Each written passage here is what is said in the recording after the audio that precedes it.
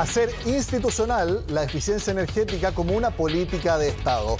Ese es uno de los objetivos de la recién promulgada ley que suena abstracta, pero tiene prácticas cotidianas. Las viviendas nuevas sean etiquetadas de acuerdo a su consumo de energía, las empresas deberán certificar cómo gestionan su electricidad y también se promoverán sobre todo los autos eléctricos. Conversamos sobre la ley de eficiencia energética con el viceministro de Energía y Minería. Ahí lo vemos en pantalla, Juan Carlos Llobet. Gracias por estar en Agenda Económica. Hola Nicolás, gracias por la invitación. ¿Cómo estás? Muy bien. En términos prácticos, ¿por qué es importante llevar a ley algo que de todas maneras se impulsa hace bastante tiempo, no solo en Chile, sino que en gran parte del mundo? Bueno, Nicolás, lo primero, tomar un poco de distancia y entender el contexto. Nosotros, como país, estamos en una transición energética muy ambiciosa y muy acelerada porque queremos ir dejando atrás los combustibles fósiles, ¿no es cierto?, el carbón y otros, usando cada día más energía renovable. Esto en un contexto de cambio climático que es una amenaza muy importante, la más grave a mi juicio que tenemos como planeta, digamos, en los próximos años. Y cuando uno mira los números a nivel agregado, usted sabe, lo hemos conversado otras veces, Chile se comprometió con ser carbono neutral en 2050, es decir, reducir nuestras emisiones a cero netas en 2050, lo mismo que están haciendo otros países, es lo que necesitamos hacer para ser carbono neutrales y frenar el calentamiento global. Y cuando uno mira los números de Chile y del mundo, los números no son muy distintos. Casi un 40%, en el caso de Chile un 35%, de la reducción de emisiones que necesitamos hacer como planeta y como país para frenar el calentamiento global, se estima que va a venir de la eficiencia energética. ¿De acuerdo? Entonces, para decirlo de otra manera, si no impulsamos aceleradamente la eficiencia energética, no vamos a ser capaces. Eso es lo que muestran los números. No vamos a ser capaces de parar a tiempo el calentamiento global. Entonces esto es bien importante, ¿no? Ahora, ¿qué significa la eficiencia energética? Eso es lo primero que hay que explicar a las personas. La eficiencia energética no significa deteriorar nuestra calidad de vida. Significa hacer lo mismo que hacemos consumiendo menos energía o consumir la misma energía haciendo más cosas, ¿sí? Pero no tiene gracia usar menos energía si eso implica no poder transportarnos o pasar frío, ¿no es cierto?, echar a perder el confort térmico, etc. Entonces, la eficiencia energética tiene la gracia de usar menos energía para hacer lo mismo o hacer más cosas con la misma energía sin afectar nuestra calidad de vida. Sí, de hecho, ministro, en el Plan Nacional de Eficiencia Energética, que se va a tener que presentar cada 5 años, así al menos está en la ley, ustedes mencionan que en términos prácticos, la idea es que el país crezca aproximadamente 10%, esto será en año y medio, 2 años, quizás 3 años, pero que en ese crecimiento el consumo de energía siga parejo, no aumente. Claro, nosotros esperamos bajar, para decirlo de otra manera, bajar la intensidad energética de nuestro crecimiento un 10%, es decir, para decirlo de otra manera, lo mismo que producimos hoy día con 10% menos de energía, o que crezcamos 10% consumiendo la misma energía, ¿no? Pero en el fondo, ser menos intensivos en el uso de energía para generar el crecimiento. El producto, ¿no es cierto?, para la gente que nos está oyendo, son todos los bienes y servicios que producimos. Entonces, hacer lo mismo consumiendo menos energía. Ahora, ¿dónde consumimos la energía? ¿No? Cuando uno mira los números gruesos, nosotros consumimos más o menos un 38%, casi un 40% de la energía la consume la minería y otras industrias. Y cuando hablamos de energía, entre paréntesis, no hablamos solo de electricidad, hablamos de todas las energías. Entonces, 38% la gran industria y la minería, un 36% el transporte, ¿sí? Que básicamente funciona con petróleo y sus derivados. Y el resto, más o menos, es el sector residencial, el comercio y el aparato estatal. Entonces, la ley lo que hace es que toma medidas para que cada uno de esos sectores consuman más eficientemente energía en los próximos años. Vamos a, si bien no es de los que consumen más energía, pero sí es donde vivimos, que son las viviendas. Y esta ley lo que dice es que las viviendas, y también voy a sumar a los edificios y las oficinas, en un futuro próximo, cuando uno vaya a comprar o vaya a arrendar o tome una decisión de estar allí, haya un certificado que diga esta casa, esta oficina es eficiente energéticamente. Lo vemos desde hace algunos años, por ejemplo, al comprar refrigeradores u otros electrodomésticos. Esa es la idea, de que tenga ese sello, y eso me imagino que tiene que ver con los materiales de construcción, con el tipo de cableado, si tienes paneles solares, etcétera. Exactamente. Lo más fácil para la gente que nos está viendo es, como tú dices, Nicolás, este etiquetado que tienen los artefactos electrónicos, que tienen los distintos colores con las distintas letras, para ver cuán eficientes son.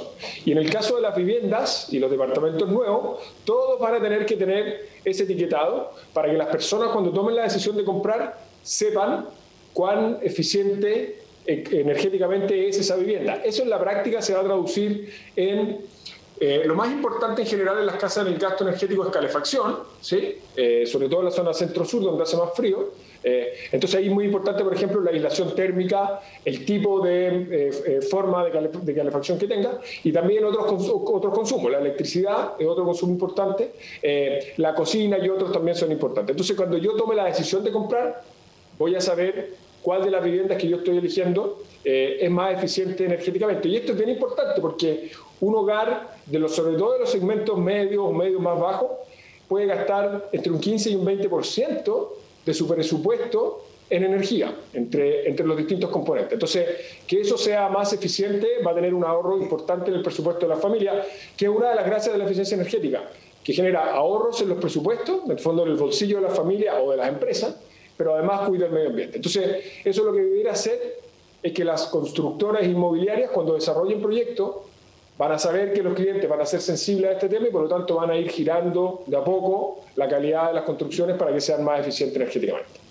Teóricamente, ministro, una casa que tenga este sello máximo, ya ponerle sello verde en eficiencia energética, la gente puede decir, ya, pero por los materiales de construcción y lo que allí se invirtió, debiera tener un valor mayor, va a ser más cara. Ahí el mensaje es que sí, puede ser más cara, pero se va a netear respecto a la disminución en el consumo mensual. Claro.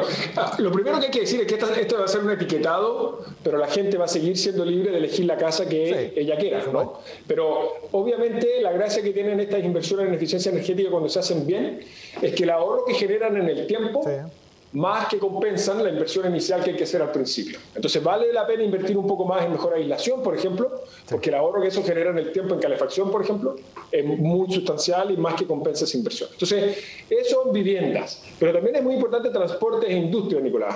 Sí, ahí va exactamente mi segundo punto. Aquí, desde el Ministerio de Energía, mucho antes de que usted llegara, los distintos ministros siempre electromovilidad, electromovilidad, electromovilidad. Y aquí también se ve un poco de eso. ¿Cómo va a ser esa promoción de no solamente electromovilidad, sino que también vehículos híbridos? ¿Van a haber beneficios para las compras? Por ejemplo, si es una inversión por parte de una empresa, va a haber depreciación acelerada, pero eso en el lado de la empresa. ¿Cómo se va a promover el uso de los vehículos eléctricos si todavía, ministro, son bastante caros para el promedio de las personas? Sí, efectivamente. Nosotros en electromovilidad estamos haciendo muchas cosas y efectivamente los autos eléctricos todavía son más caros. Y en general, la gente que anda muchos kilómetros en su auto en un año, esa inversión inicial que hace comprando el auto más caro la paga en el tiempo porque por kilómetro recorrido los autos eléctricos son mucho más baratos. Entonces, hoy día en general los compran gente que recorre muchos kilómetros. Nosotros lanzamos hace algunos días un programa, por ejemplo, de subsidio para los taxis. Exacto, que como andan muchos kilómetros, les conviene. ¿Sí? Entonces, lo que estamos haciendo en esta ley, estamos haciendo una cosa importante que es la interoperabilidad, y esto en simple significa que los cargadores de los autos eléctricos nosotros podamos normar como ministerio cuál es el estándar que se va a usar, para que sean todos parecidos, o sea, todos iguales, y uno pueda cargar en todas partes. Pero lo más importante es que vamos a establecerle una obligación a todos los importadores de autos, de vehículos en general, para que vayan cumpliendo gradualmente cada vez una meta más exigente en términos del consumo o de las emisiones, digamos, de la eficiencia energética de esos vehículos, ¿sí? Entonces, por ejemplo, yo soy un importador de autos, importo 100 autos al año, en promedio esos autos tienen que tener un estándar que va a ser cada vez más exigente en el tiempo. Y lo que vamos a hacer es que en la medida que pase el tiempo, esos estándares van a ser tan exigentes que la única manera de cumplir ese promedio va a ser importando autos eléctricos cada día con más fuerza, pero no solamente autos eléctricos, lo importante aquí es que sean cero emisiones. Entonces en el futuro, por ejemplo, podrían ser autos a hidrógeno, que es un tema del que hemos hablado nosotros 2 o 3 veces. Podrían ser autos híbridos, que hoy día son más competitivos todavía que los autos eléctricos. Entonces, la ley no elige una tecnología en particular, lo que hace es que impulsa autos o vehículos en transporte que sean bajos en emisiones, que es lo que nosotros queremos. Oiga, ministro, yo me acuerdo hace más de 10 años, cuando se introdujeron los vehículos híbridos, se entregaban bastantes beneficios. Por ejemplo, no pagar el permiso de circulación, si no me acuerdo, a los primeros 2 o 3 años del vehículo. ¿Por qué no se ha hecho ahora eso mismo con los eléctricos? Yo pensaba que lo iban a hacer, tanto el gobierno pasado como el actual.